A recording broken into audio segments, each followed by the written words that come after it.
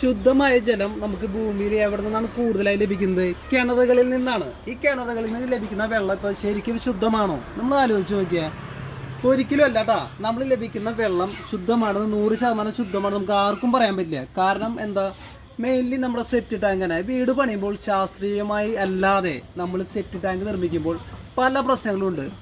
ടെക്നിക്കലല്ലാതെ അശാസ്ത്രീയമായി നിർമ്മിക്കുന്ന ഒരു കൺസ്ട്രക്ഷനാണ് മെയിൻലി ഇതിനൊക്കെ കാരണം. നമ്മുടെ കിണറും സെപ്റ്റി ടാങ്കും തമ്മിൽ 7.5 മീറ്റർ ഡിസ്റ്റൻസ് വേണം.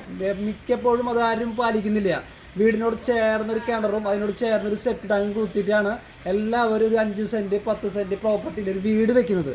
അപ്പോൾ നമുക്ക് ഇതിനുള്ള ചാൻസസ് വളരെ കൂടുതലാണ്.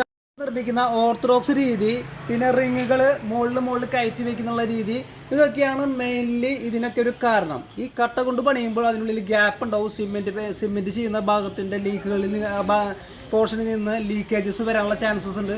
അപ്പോൾ ലെറ്റ് വന്ന് ചാടി ഇതിൽ കാണുന്ന ഈ കളറിലുള്ളതാണ് അതിൻ്റെ പോളിഫോം ബാക്ടീരിയാസ്. ഇതാണ് നമ്മുടെ മാലിന്യങ്ങൾ തിന്ന് തീർക്കുന്ന ബാക്ടീരിയ. ഇത് നല്ല ബാക്ടീരിയ ആണ്. ഇത് സെപ്റ്റി ടാങ്കിൽ വേണ്ട ബാക്ടീരിയ ആണ്. പക്ഷേ ഇത് നോർമലി ഈ ബാക്ടീരിയാസ് ഇതിൻ്റെ ഉള്ളിൽ കാണും.